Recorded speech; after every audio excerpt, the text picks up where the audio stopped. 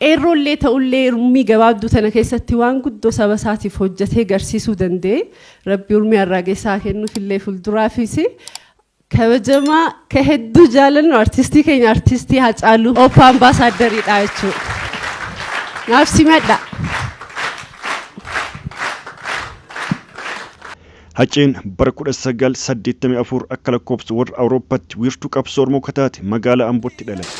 Akkuma dhalatee umriin isaa barnootaaf gaheen mana barnootaa seenee barnoota isaatti fuufe. Barnoota cinattis muuziqaa shaakaluu eegale. Haa ta'u malee gaafa inni barnootaan sadarkaa iskuulii gahu mootummaan qabroonfataa wayyaanee barnootaa fi hojii muuziqaa inni jaalaturraa adda baasuun ijoollummaa isaatti badii tokko malee shakkimaan manidhaa Karchallee Ambootti ol darbe. Badii tokko malees umrii isaa ijoollummaarraa waggoottan 5 mana hidhaa Karchallee Ambootti dabarsuuf dirqame. ለተወሰነ ጊዜ እስር ቤት ነበርኩኝ ሃይስኩል ያለው ለአንድ ለ5 አመት እስር ቤት ነበርኩ በዛ ምክንያት ከሙዚቃ ጋር ተራርቄ ነበር ከዛ ከወጣው በኋላ ከዛ ወጥቼ በአመት ከ6 ወሩ ነው አልበም የሰራሁት ቆይ አጫሉ ኦፊሳቲ በርኖታ ነደባሁስ በኩምሳፊ ዳንዴቲ ሮማን ኢዳን ገሊን ኩፋቴን achuma mana hidhaa keessatti hidhamtoota mana hidhaa san keessatti argaman barsiisaa akka ture himama. Albeemi sanyii mootii jedhus irra caalaa isaa achuma mana hidhaa taa'ee akka barreessaa ture gaafiif deebii miidiyaa YouTube jedhamu waliin bara 2016 akka lakkoofsa warra Awurooppaatti taasirratti dubbatee ture.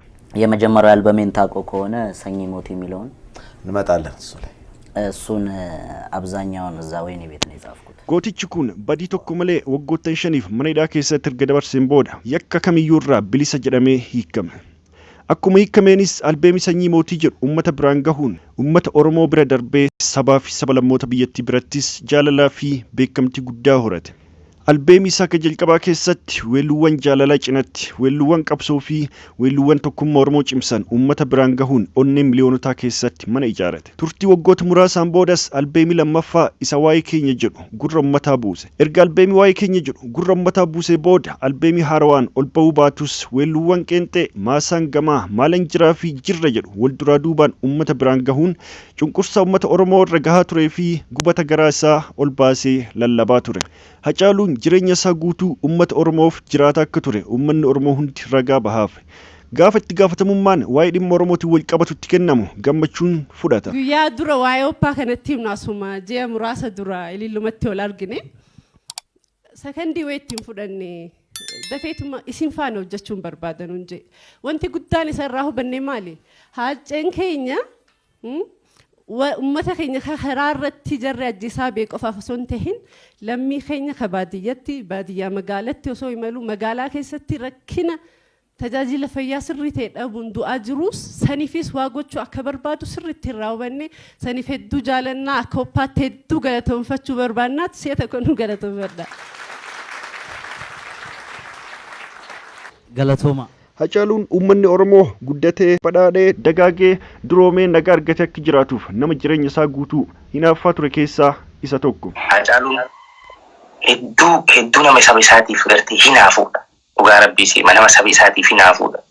Ilmaan naan jedha ture shokee koo artii kenna kan akkamii goone beeki qabsoo birayyuu dabree jechuudha. Akkamii goone uummata biyya san artii biyya sanii bar fuudhee kan addunyaatti agarsiisuu danda'u kan Afrikaa keessaa baasee agarsiisuu danda'u nuyi bar afaan kennaa bar. Afaan kennaa barnaan jedheet hammana takka miliyoonatti godhaa ture. Waa'ee injifannoo Aduwaa wal qabatee jeneraalota lola Aduwaa hoogganaa turan 11 keessaa 9 Oromoo turan jechuun uummanni Oromoo injifannoo Aduwaa kiyya jedhee akka kabajatuuf daandii saaqe. Haceen namoota Oromoof qabsaan hunduma jaalata. Bara qabsaa'onni Oromoo kanneen akka Baqqalaa Garbaa fi Piroofeesar Maraaraa Guddinaa fa'a mana hidhaa wayyaanee irraa bahan mana qabsaa'ota kanneenitti argamuun qabsaa'ota kanneen dubbisee akka ture argaa turre. Gaafa obbo Jawaar Minisootaa irraa gara biyyaa deebi'ee biyya dhaloota Hacee Amboon dhaqe. Haceen akkuma obbo Jawaar konkolaataa isaa keessaa bu'een simatee dugda isaa qabatee magaalaa Amboo keessa yeroo deeman argaa turre. Haceen gootummaa isaa Oromoo qofa osoo hin taane firoonnii fi diinonni Oromoos bareechanii beeku. Gaafa mootummaan gabroonfataa wayyaanee dhiiga ilmaan Oromoo akka lolaa roobatti dhangalaasaa turetti lubbuu isaa qaalii qabsiiseeti galma barkumee keessatti geerarsa daqiiqaa 11tiin barcumaa diinaa raasee uummata Oromoo miliyoona 50 ol mataa ol qabache. Oromummaa malee gandummaa hin beeku. Yeroo manni Oromoo rakkatutti waan danda'een uummata isaaf gargaarsa godhuu malee deemee jajjabeessuu malee kun uummata ganda kiyyaati kun ammoo uummata ganda biraati jedhee cadhisee hin ilaalu. Gaafa uummanni keenya naannoo Sumaaleerra buqqee ture namni isa dursee achitti argame hin jiru. Haceen uummata yeroo san naannoo Sumaaleerra buqqaanii gara naannoo baha Oromiyaa qubatanii turan akkas jechuun jajjabeessaa ture. Waan miira keessa galee bu'aa baay'ee dubbachuu hin danda'u. Silaa gatiin uummata Oromoo biyyattii kana keessatti kana ta'uun qabu ture. Warra nu harkaa nyaateetu nu nyaate, warra nu harkaa dhugeetu nu dhuge, dhiiga keenya dhuge. Waa tokko ragaa sinii ba'a. Kaleessi har'a miti har'i kaleessa miti. Gaafa Harargeetti luka cabsan Wallaggatu okkola. Gaafa Ambootti ajjeesan Shaashamanneetu gumaa ba'a. Uummanni Oromoo durirraa kaasee biyyattii kana keessatti waan inni ta'aa dhufe Oromoodhaaf haaraa miti. Oromoodhaaf haaraa miti. Biyya abbaa keenya irratti ajjeefamuun, biyya abbaa keenya irratti hidhamuun, qeef qabeenya keenya irraa biyya abbaa keenya irraa nu godaansisuun nuti namatti darbinee miti.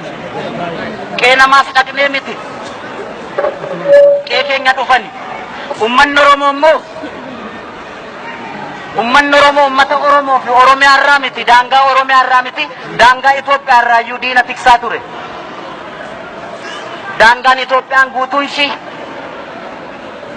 otoo lafti gadi fageenyaan qotame lafee Oromootu ba'a. Daangaa Itoophiyaa tiksuuf jecha. Akka namaatti abshaalamuu dadhabnees miti, beekaa dhabnees miti, gootas dhabnee miti. Numa wal sakaala ture. Dhugaan sinitti hima. Jireenya gadadoo akkasii jiraachuun keessan gatii qaba. Amantanis amanuu baattanis boruu ifatti baatu. Warra kaleessa dargiin ayyariirraa boombii tarcaasaa turetu har'a aangootti ba'e akkas nu godha.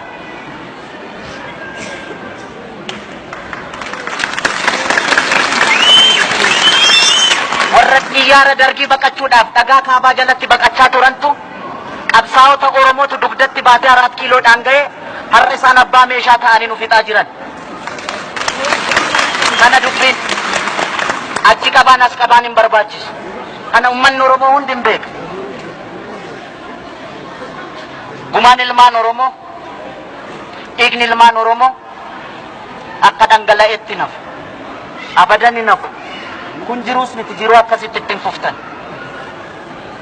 Qabsoo kaleessa qabsaa'onni keenya wareegama barbaachisu kaffalanii asiin ga'aniiru qabsoo. Dhaloonni kun immoo qabsoo kana fiixaan ba'a. Fiixaan hin ba'u taanaan immoo biyyattiin kunis nagaan taata. Ammanuma. Nuti akkasitti jiraannee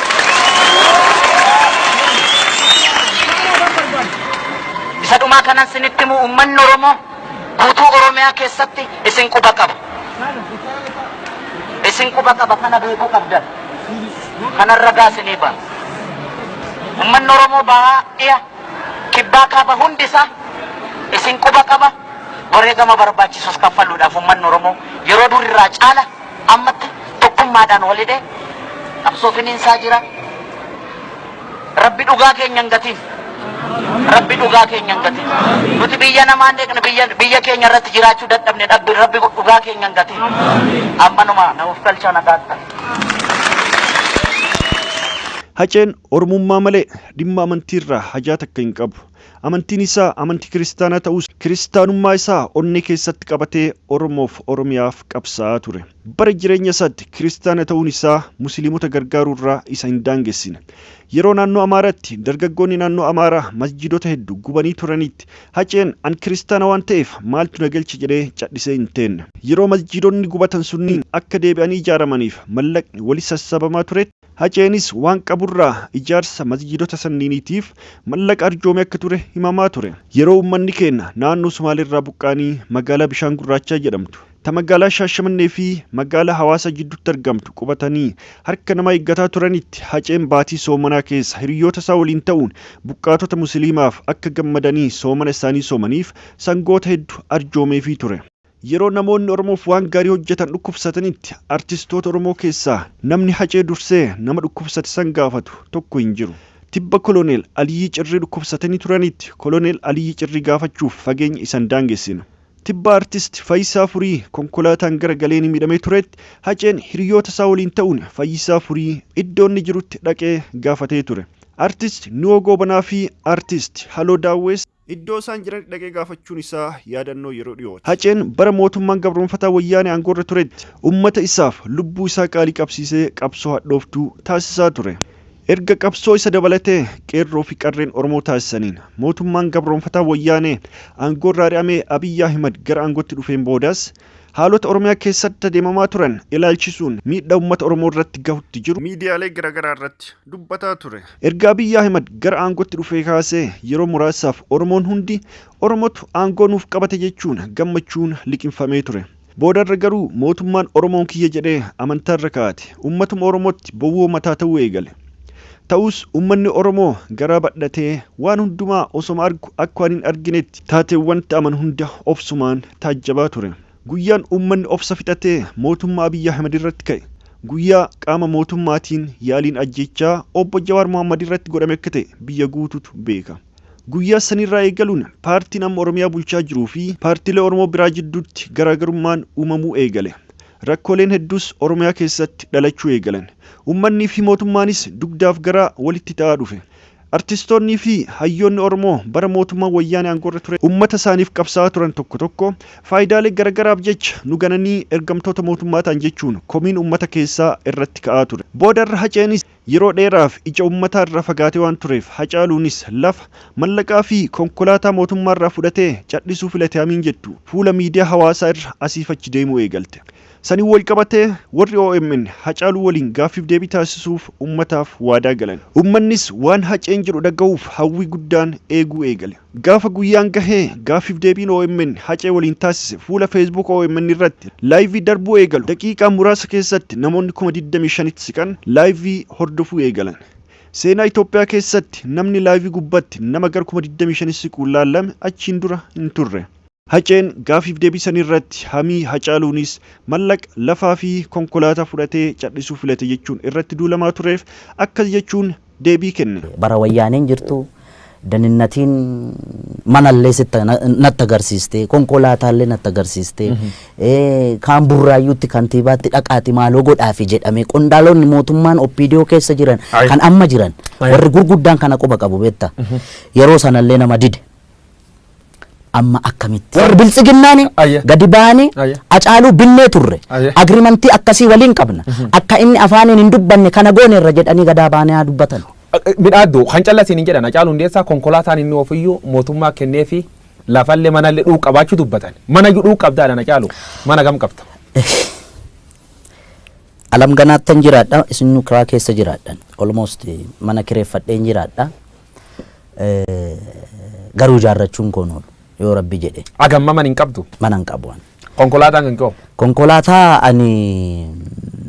Konkolaataa amma oofu sana dura diyaaspooraan naa bite. Haceen waa'ee farda siidaa dabalee gaafatamee Minilik harree yaabbatee gara Finfinnee dhufee farda siidaa dabalee hate jechuu isaatiin wal qabatee akkasumas naaftanyaan kaleessas hadhas borus diina Oromooti jechuun wal qabatee leellistoonni sirna Minilikii fi kanneen naaftanyaa ofiin jedhan gamaaf gamanaa itti dhaadachuu eegalan. Naftanyaan diina Oromooti kaleessas diina Oromooti hardhallee diina Oromooti gara fuulduraattis diina Oromooti. Fardi siidaa dabalee sun farda Minilik irra taa'ee kunoo amma suura ka'e san farda hatame beektaa.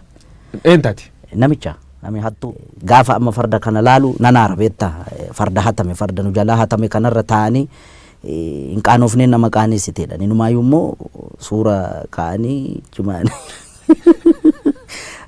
Dhaloonni kun waa'ee farda kanaa gaafachuu qaba barbaachisaa taanaan beekta. Fardi abbaa qaba beekta. Warri Minilik leellisu ka fardi kasaatii jedhu maal jettaan fardi kasaatii inni farduma isaatiin dhufee. No inni calqaba harree yaabbatee dhufe.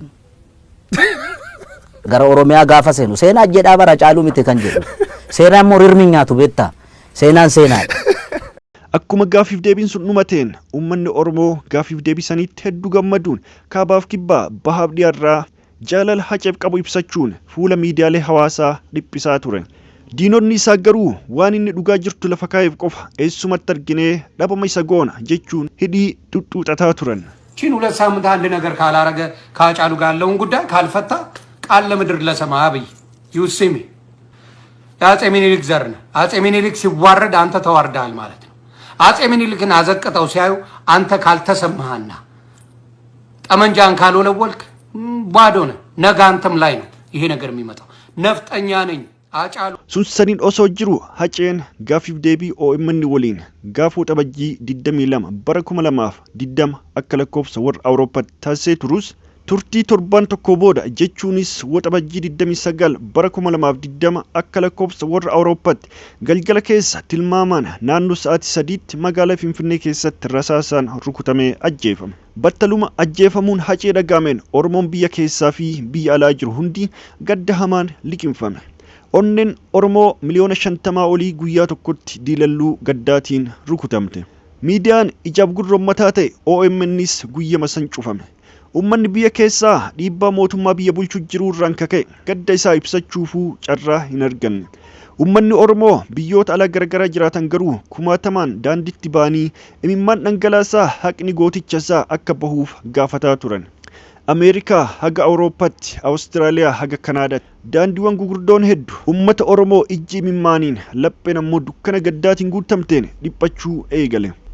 Ji'ootaafis walitti fuufiinsaan namoonni dhiiga gooticha isaa dhangalaasan akka seera dhiyaatanii dhugaan isaa bahuuf iyyanii qaama dhimmi ilaallatu hundaaf waamicha dhiyeessaa turan. Gaddi uummata Oromoo yeroo sanitti dachaa ture barii gootichi isaa Hacaaluun ajjeefametti qabsaa'ota isaa kanneen akka Jawaar Mohammad, Baqqalee Garbaa fi Hamzaa Booranaa dabalatee qeerroo fi qarreen kumaatamaan lakkaa'aman mana hidhatti guuraman. Siyaasni biyyattis guyyaa sanirraa eegaluun bifa isaa jijjiirate. Gumaan Hacaaluu osoo hin bahin daqiiqaan daqiiqatti sa'aatiin sa'aatitti guyyaan ammoo guyyaatti torbaanitti ji'ootatti wal kennanii kunoo waggaa tokko guute. Gumaan isaa yoom baaka jedhu deebiin isaa harka Rabbi ka jiru yoo ta'u guyyaan gumaan Hacee bahu harka Rabbi jira jedhee uummanni Oromoo ni jiraataa fi ture. Cal jedhee harka maratee taataanaan gumaan Hacee yoomumaa hin bahu. Sababbiin isaa abbaan iyyatu ollaan birmata jedhamaa mitiire. Haceen yeroo lubbuun jirutti albeemii sadaffaa isaa akka hojjetaa jiru gaafiif deebii OMN waliin taasise irratti dubbatee turus albeemii itti dadhabee hojjetaa ture san bu'aa dadhabbii isaa osoo hin argin kichuu cite. Ta'us jabina maatii fi hiriyoota isaatiin albeemichi qophaa'ee waxabajjii 28 bara 2021 akka lakkoofsa warra Awurooppaatti eebbifamuun uummata isaa bira gahe. Hojii inni itti dadhabee osoo bu'aa dadhabbii isaan argin biraa ajjeefamee maatiin isaa uummata Haceen jiraataaf ture biraan gahuuf dhama'aa turan kana guyyaa eebba CD isaatiin duraa fi boodaas bineensonni YouTube irra guutan hojii gootichi kun itti dadhabee osoo gatii dadhabbii isaan argin biraa karattafe kana hatanii YouTube irratti gadi dhiisuun bineensummaa isaanii ifatti agarsiisan yoo ta'u Oromoon Oromummaa isaanii gaafiif hin dhiyeessine bineensota hojii gooticha kanaa YouTube irratti fe'anii ittiin daldalan riippoorti godhuun hojiin gooticha kanaa YouTube hattootaan rakkabuuf gahee guddaa taphatan. Ammas jabaadhaatti fuufaa jedhaati waan namoonni yeroo Haceen lubbuun jirutti carraa isa waliin wal argu argatanii turan waa'ee Hacee ilaalchisuun Haceef ragaa bahan isin biraan gahaa ammas haga dhumatti nafaana tura. Saamu'eel Baqqalaa Garbaa akka jechuun fuula Facebook isaa irratti maxxansee ture. Jireenya koo keessatti Hacaaluu si'a tokko qofaa argeenii waliin haasa'e. Guyyaan sunis borumtaa gaafa Baqqalee Garbaa mana hidhaarraa hiikame ture. Namootatu manatti baay'atan waan tureef isaaniin keessummeessuuf asiif achi utuun jedhu saaloonii keessatti Hacaaluun taa'ee Baqqalaa waliin haasa'a. Yeroo jalqabaaf waan ta'eef kanaan an isa arge gaggabeen dhaabadhee ilaalaan. Eegasii Baqqalaan na waame. Kottuu Hacaaluu dubbisiin naan jedhe. Yeroon itti dhiyaadhu Hacaaluun lafa ol ka'ee na dubbise. Hojjaadhaan gabaaba garuu simboo fi onnee leencaa akka ati dirqamaan isa kabajdu si godhu qaba. Namoota isa beekan baay'ee gaafadheera. Hacaaluun lafa itti argame hundatti isa faranjoon Life of the Party jedhan ture. Lafa inni jirutti kolfaa fi tapha bareedatu jira. Hacaaluun Oromoof madda gammachuu tokko ture. Gaafa isa galaafatan gammachuu sana nurraa fudhatan. Inni isaan gahu didee jennaan immoo ajjeechaa isaa deebisanii paartii dhiiga Oromoo keessa jiru irratti sababeessan. Ajjeechaan Hacaaluu akka ajjeechawwan gurguddoo kana dura turanii otoo deebiin argatin hafeera. Sababni isaa immoo isuma galaafateetu qorannoo yakkaa geggeessaa jira waan ta'eef jedhee barreeffama isaa yoo goolabu. Namni mootii Abeeltii Tufaa jedhamus akkas jechuun waa'ee Hacee fuula Facebook isaarratti barreesse. Hacaaluu waliin badaa walitti hin dhiyaannu. Tarii inni maqaa kooyyuu hin beeku ta'a. Lafa qophiiwwan aartii waliin wal qabatan jiran irratti darbee wal argina. Nu dubbisee dhufee taa'a yookaan deema. Haceen yoo si dubbisu taa'aa jira taanaan ol ka'ee yoo dhaabbattee jirta ta'e ammoo si hammateeti. Kanaan ala Hacaaluu akka nama kaanii waltajjii dhumarratti hin arga. Garuu guyyaa tokko ganna bara 2019 sagantaa OSA yeroo jalqabaaf biyya keessatti qopheesse irratti sagantaa baniinsaa hirmaannee sa'aatii laaqanaa hiriirre. Akka carraa duubaaf fuuldura turre. Laaqana fudhannee minjaala tokko qoodanne. Hacaaluun yeroo weellisu malee yeroo haasaa toora qabsiisee haasa'u gaabsanaan arge. Hubannoo inni waa'ee siyaasa Oromoo qabu, quuqamni inni saba bal'aa kanaaf qabu, haasaa keessaa gurra keessaan onnetti qaacilu. Dubbii tiraa qoosaan makee yoo dubbatu namni wajjin hin kolfine, afaan hin banne, tole jedhee hin dhageeffanne hin turre. Ijjeen isaa garramummaa fi gootummaa wal duukaa ibsu. Harka raasee nyaara guduunfaa yoo dubbatu onneen ofii waliin goolamti. In kolfaa sagaleen kolfasaa ammayyuu gurra koo keessa jira. Ergasii Hacaaluu ijaan malee harkaan qabadhee hin dubbisne. Carraanis badaa walitti nu hin finne. Guyyaa tokkoon wajjiin haasa'e. Guyyama san maqaa koo itti himee wal barre. Gaafasuma nagaas itti dhaamadhe natti fakkaata. Gaafa wajjiin jiraatan waan waliin dullooman namatti fakkaata. Takka addunyaan fuggisoodha. Gadhee lubbuu namaaf hin ooneef umrii laattee kan jiraachuu maluun daftee geggeessite. Gadheen namaa qaalii fudhattee qaanii namatti uwwiste. Siyaasa kanaaf hin jibba. Fedhiitu sirna hooggana. Tokko galaafatanii ittiin daldalu. Gatiin lubbuu siyaasa keessatti akka mallaqaati. Ittiin jireenya foonii buufatu. Korma koo haqa kee rabbi siifaa barbaadu. Ati boqadhu. Warri si galaafatan hirriba nagaa hin rafin. Akka nama dhuunfatti ilaalchaa fi amantaa garaagaraa qabaachuu malla. Anii fi ati garuu dhiiga tokko warra abbaa tokkooti sin kabaja. Hedduun si kabaja. Nagaatti. Mootii obboleessa kee irraa jedhee innis barreeffama isaa yoo goollabu Dr. Nuraddiin Lukkees akkas jechuun fuula Facebook isaa irratti maxxanse. Hacaaluu dhiheenyarraa guyyaa arfan takka argeenii ture. Inni jalqabaa gaafa awwaalcha yookaan gaggeessaa Koloneel Aliyyii Cirree ture. Baalee aanaa madda walaabuu iddoo maddaa jedhamtu lafa Jeneraal Waaqoo Guutuu fi Koloneel Adam Jilootti awwaalaman lafa burqaa walaabuutti burquu fi ka'umsa qaroomina Oromoo jedhamtee fudhatamtu sanitti yeroo jalqabaaf ijaan arge. Gaafas konkolaataan isaanii karatti jalaa bal'anaan xiqqoo barfatee dhufe. Yeroo inni achi ga'u argannamuu keessattuu dargaggoon gara inni jiru sanitti deemuu eegalan. Iddoon gaddaa sun namoota Hacaaluu arganiin gammachuun guutamte. Dargaggoonni ol baadhatanii kun gara na buta, kun ammoo harkumaan isa tuquuf garas buta. Kun dhungachuuf itti fiiga, kun suuraa waliin ka'uuf itti deema. Jidduu kanatti akka inni miidhamneef cinaan ammoo uummata isa marse kana irraa dhoowwa. Wanti gaafas achitti isaaf ta'ame adda ture. San dura Oromoon Hacaaluu sadarkaa saniin akka jaalatu hin beeku ture. Gaafas jaalala guddaa uummata Oromoo biraa horachuu isaa arge. Kun eegaa otoo inni galma barkumetti roorroo didee sirra marsee maaliif duuta mana teessee jedhee hin geerarin dura. Kan lammataa yeroo tokko artist Faayisaa Furii konkolaataan garagaleenii hospitaala waliigala Nageellee Arsii yookaan hospitaala Dr. Guddataa Hinikkaa ciisee yaalamaa ture. Yeroo san achi dalaga ture anis. Hacaaluu fi Jaamboo Jootee isa gaafachuu Finfinneerraa ka'anii dhufan. Kutaan ni ciisee jiru itti mul'isne. Sanaa booda gaafatee inni jajjabeesseenii ture. Inni achi dhufu argee namni hedduun wal waamee suuraa wajjiin ka'aa ture. Booda namni garmalee baay'annaan Dr. Guddataan harka isaanii qabanii isaan lachuu hanga konkolaataa isaanii fidanii geegessaniin. Gaafas gara laafummaa fi namummaa gaarii qabaachuu isaa arge. Kan sadaffaa ammoo gaafa jala bultii sagantaa hundeeffama waldaa Hakiimoota Oromiyaa yookaan OPA hoteela Ililliitti hakiimoota afur wajjiin dubbisneen. Hacaaluun ambaasaaddara waldaa Hakiimoota Oromiyaa ta'e waan filatamee fi innis tole jedhee waan fudhatee tureef waan tokko waliin dubbachuuf ture. Gaafas waan keessa darbe, waan qabsoo Oromoo fi waan hedduu nu taphachiise, waan hedduu irraa baranne, murannoo fi gootummaa isaa irraa argine, xiiqii fi jagnummaa inni qabaataa ture ajaa'ibsiifanne. Hacaaluun nama jaalatamaa gara laafessaa fi goota sabaa ture. biyyoon itti haa salphattu. Hundumti keenya wallee inni hojjetaa ture kana kan bifa siidiin qophaa'e orijinaala isaa qofa bituun amantummaa fi jaalala goota sabaa kanaaf qabnu mul'isuu qabna. Galatoomaa jedhee innis barreeffama isaa goollabe. Haceen yeroo lubbuun jirutti yakka tokko hin hojjanne. Oromoo fi Oromiyaaf jiraachuu isaatu yakka ta'ee kichutti kutan. Nama gooticha kana kichutti kute Rabbi kichutti isaa kutu jedhaati asumaan xumuraa waan gammatti nafaana turtaniif galatoomaa ulfaadhaa yoo dogoggoraan mutuu dhiifamnaa godha fayyaa ta'a.